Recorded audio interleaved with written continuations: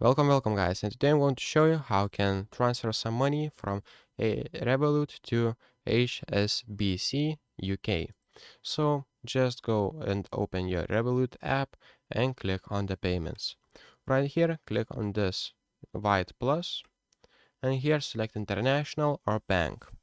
If you're in the UK, select a bank.